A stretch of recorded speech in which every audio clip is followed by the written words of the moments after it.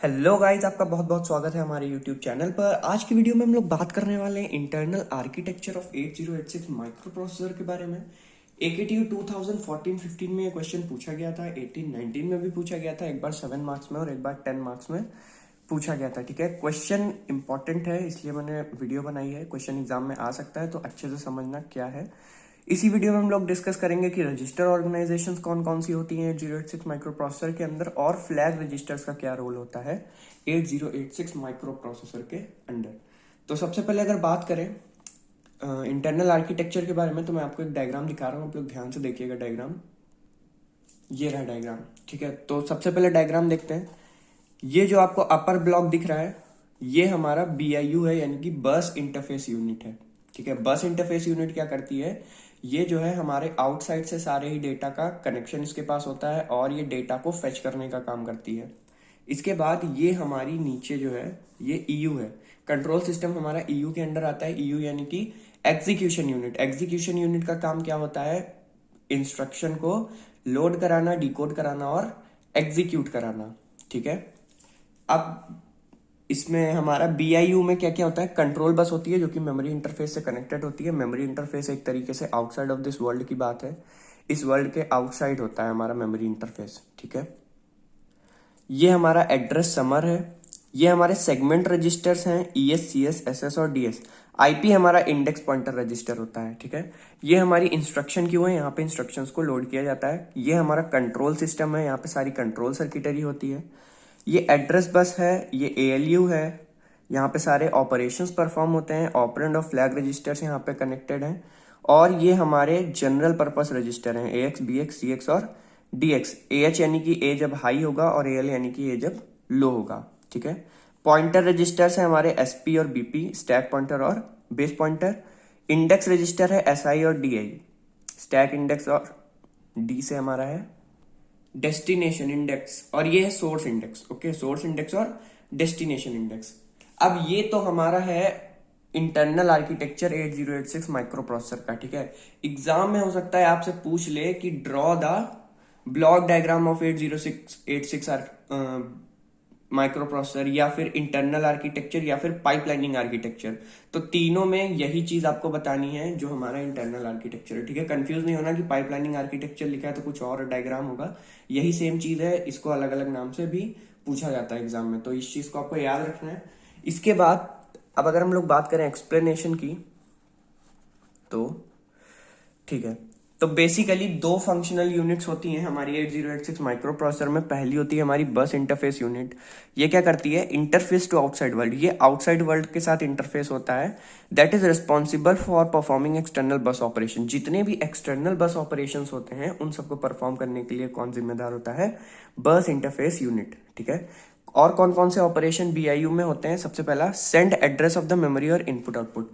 Memory या फिर input output का एड्रेस सेंड करती है। फेचेस इंस्ट्रक्शन फ्रॉम मेमोरी, मेमोरी से इंस्ट्रक्शन को फेच करती है। रीड्स डेटा फ्रॉम पोर्ट और memory, rights data into ports और मेमोरी। पोर्ट या मेमोरी से डेटा को रीड करना या वहां पे डेटा को राइट करने का काम हमारी क्या करती है, BIU करती है। ठीक है, सपोर्ट्स इंस्ट्रक्शन क्यूइंग, इंस्ट्रक्शन की क्यूइंग में हेल्प करती है। वहां पे इंस्ट्रक्शन क्यू के लिए एक रजिस्टर स्टैक स्लॉट दिया हुआ था हमें, आप लोगों ने देखा था डायग्राम में, ये रहा। यहाँ पे क्या होता है, इंस्ट्रक्शन क्यूइंग होती है, यानी कि इंस्ट्रक्शन को इस ऑर्डर में अरेंज किया जाता है कि वो एग्जीक्यूट हो सके। ठीक है, जब भी EU को जिस इंस्ट्रक्शन की डिमांड हो तो वो प्रोवाइड कर सके। Provide address relocation facility, address relocation facility भी प्रोवाइड करती है हमारी BIU। इसके बाद अगर बात करें एग्जीक्यूशन यूनिट की, तो एग्जीक्यूशन यूनिट में क्या है, डिकोड्स एंड एग्जीक्यूट्स इंस्ट्रक्शन। ये इंस्ट्रक्शंस को डिकोड करती है और साथ ही साथ एग्जीक्यूट करने का काम करती है। Tells BIU from where to fetch instruction और डेटा, और BIU को ये बताती है कि डेटा उसे कहां से फेच करना है या फिर इंस्ट्रक्शन से कहां से फेच करना है। इसके अलावा एग्जीक्यूशन यूनिट हमारी क्या क्या कंटेन करती है, कंट्रोल सर्किटरी, मैंने आपको डायग्राम में भी दिखाया था। Control circuitry directs all operation, जो कि सारे ही ऑपरेशन को डायरेक्ट करने का काम करती है। इंस्ट्रक्शन डिकोडर, जो कि फेच्ड इंस्ट्रक्शन को डिकोड करता है। ALU एडिशन, सब्ट्रैक्शन, एंड और एक्सऑर, इंक्रीमेंट, डिक्रीमेंट, कॉम्प्लीमेंट या शिफ्ट। देखो, ALU सभी तरह के ऑपरेशंस को परफॉर्म करता है एग्जीक्यूशन यूनिट के अंदर।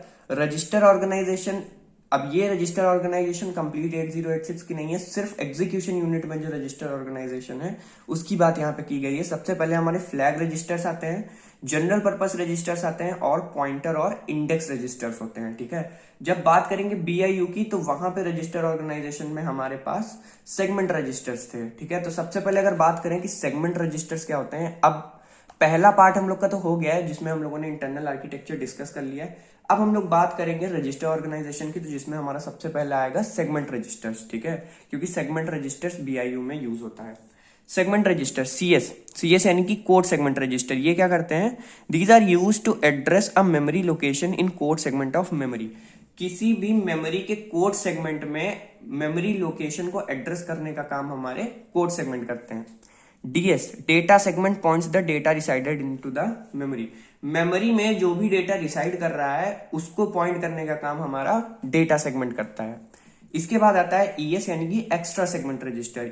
It provides access to segments when it is difficult और impossible to modify other segment. जब भी माइक्रो प्रोसेसर या फिर एग्जीक्यूशन बीआईयू के लिए ये डिफिकल्ट हो जाता है कि वो किसी दूसरे सेगमेंट को मॉडिफाई कर सके, उस केस में जो एक्स्ट्रा सेगमेंट रजिस्टर होता है वो एक्स्ट्रा सेगमेंट प्रोवाइड करता है हमारे बीआईयू को। ठीक है, एस यानी कि स्टैक सेगमेंट रजिस्टर, ये क्या करते हैं, it is use to store stack data in memory. Memory में स्टैक डेटा को स्टोर कराने के लिए हम लोग स्टैक सेगमेंट्स का यूज करते हैं। इसके बाद बात करें पॉइंटर एंड इंडेक्स रजिस्टर के बारे में, तो जैसा कि यहाँ पे लिखा हुआ है, pointer register IP BP SP usually contain offset with in the code data and stack segments respectively.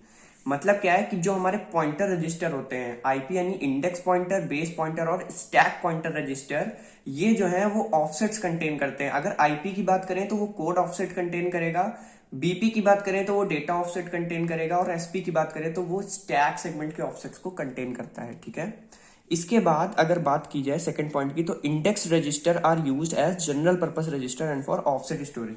Offset storage के साथ साथ ये जनरल पर्पस रजिस्टर की तरह भी यूज होते हैं। एसआई हमारा सोर्स इंडेक्स होता है और डीआई हमारा डेस्टिनेशन इंडेक्स होता है। अब हमारे पास लास्ट टॉपिक आता है जो कि है फ्लैग रजिस्टर्स। फ्लैग रजिस्टर्स यहाँ पे क्या दिया हुआ है, indicate result of computation in ALU.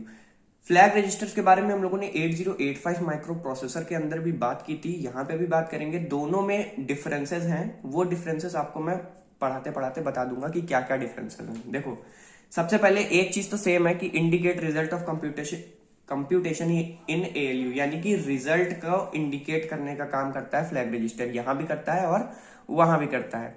Second चीज जो मेन डिफरेंस है हमारा, ये एक 16 बिट का रजिस्टर होता है। जब हम लोगों ने 8085 के अंदर बात की थी तो वहां पे 8 बिट का रजिस्टर होता था जिसमें कि 5 बिट्स हमारी इंफॉर्मेशन कैरी करती थी और 3 बिट्स फ्री होती थी। लेकिन यहाँ पे 16 बिट का रजिस्टर होता है जिसमें कि 9 बिट हमारी इंफॉर्मेशन कैरी करती हैं और 7 बिट्स हमारी जो है वो फ्री होती हैं। ठीक है, ये हमारा रजिस्टर है, इतना आप मत देखिएगा, यहां से ये हमारा 16 बिट का रजिस्टर है। ठीक है, 0 बिट पे कैरी फ्लैग है, 2 पे पैरिटी फ्लैग है, फिर 4 पे ऑक्सिलरी कैरी, 6 पे 0, एस पे साइन, 8 पे ट्रैप, 9 पे इंडेक्स, 10 पे डायरेक्शन फ्लैग और 11 पे हमारा ओवरफ्लो फ्लैग। ठीक है, बाकी ये 4 फ्री होती हैं, 5th पे फ्री होती है, 3 पे फ्री होती है, 1 पे फ्री होती है। इसको याद कर लेना, अगर एग्जाम में आ गया तो ड्रॉ कर दोगे तो एक अच्छा इंप्रेशन पड़ेगा। ठीक है, इसके बाद अगर बात करें साइन फ्लैग की, तो देखो जो जो फ्लैग हम लोगों ने 8085 के अंदर डिस्कस किए थे वो सारे फ्लैग वहां जैसे काम कर रहे थे, सेम उसी तरीके से यहाँ पे भी काम करेंगे। यहाँ पे कुछ नए फ्लैग इंट्रोड्यूस होंगे, उनके काम अलग होते हैं, उनको मैं आपको बता दूंगा। सबसे पहले अगर बात करें साइन फ्लैग की, तो साइन फ्लैग में क्या होता है, एमएसबी इक्वल्स टू 1। अगर एमएसबी 1 है, अब वहां पे एमएसबी क्या थी, वहां पे D7 बिट एमएसबी थी, लेकिन यहाँ पे D15 बिट हमारी एमएसबी होगी।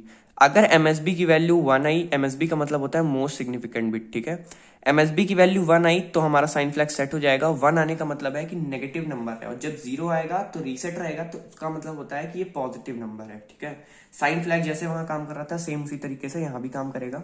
0 फ्लैग की बात करें, 0 फ्लैग कब इनेबल होता है, जब हमारा रिजल्ट 0 होता है। अगर रिजल्ट 0 के बजाय कुछ और है, अगर उस पूरे रिजल्ट में एक भी जगह पे 1 आया हुआ है तो वो हमारा 0 फ्लैग रीसेट रहेगा। रीसेट का मतलब होता है 0 रहेगा और सेट का मतलब होता है कि 1 हो जाएगा। ठीक है, ये चीज याद रखना है।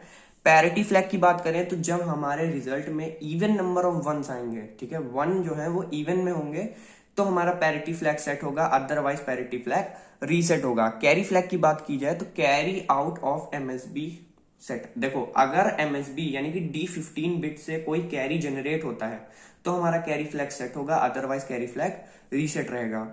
Trap flag is set when operation of processor is in single step mode. जब भी प्रोसेसर का ऑपरेशन सिंगल स्टेप मोड में होगा उस केस में हमारा ट्रैप फ्लैग सेट होगा, अदरवाइज रीसेट हो जाएगा। इसके बाद है हमारा इंटरप्ट फ्लैग आई। ये क्या होता है, ये कब सेट होगा, जब मास्केबल इंटरप्ट मिलेगा हमारे सिस्टम को, तब हमारा इंटरप्ट फ्लैग इनेबल हो जाएगा, यानी कि ये सेट हो जाएगा। डायरेक्शन फ्लैग कब सेट होगा, अगर डायरेक्शन फ्लैग 0 है तो ये इंडिकेट करता है कि स्ट्रिंग जो है वो लो एड्रेस से हाई एड्रेस की तरफ प्रोसेस की गई है, यानी कि ऑटो इंक्रीमेंट मोड में प्रोसेस की गई है, ठीक है। और जब भी हमारा फ्लैग की वैल्यू 1 होगी तो वो इंडिकेट करेगा कि हमारी जो स्ट्रिंग है वो हाई एड्रेस से लो एड्रेस की तरफ प्रोसेस की गई है, यानी कि ऑटो डिक्रीमेंट मोड में, ठीक है। डायरेक्शन फ्लैग ये हो गया। इसके बाद आता है हमारा auxiliary carry flag. Auxiliary carry flag same उसी तरह वर्क करता है जैसे हमारा 8085 के अंदर वर्क कर रहा था। D3 बिट अगर कैरी जनरेट करेगी तो फ्लैग सेट होगा, अदरवाइज फ्लैग रीसेट रहेगा। ओवरफ्लो फ्लैग ओ से रिप्रेजेंट होता है। Flag is set if overflow अगर अगर ओवरफ्लो हो रहा है तो फिर फ्लैग सेट है, अदरवाइज फ्लैग हमारा रीसेट रहेगा। So this was all for today's video, और आई होप कि आपको समझ में आई होंगी चीजें। वीडियो अच्छी लगी हो तो लाइक कर देना। प्लेलिस्ट विजिट नहीं की है तो डिस्क्रिप्शन बॉक्स में लिंक है, आप प्लेलिस्ट विजिट कर सकते हो। वहां पे काफी सारे प्रीवियस ईयर के क्वेश्चन हम लोगों ने ऑलरेडी सॉल्व करवा रखे हैं। चैनल पे नए हैं तो सब्सक्राइब करके जाना। Thank you so much for watching the video. All the very best for the exams.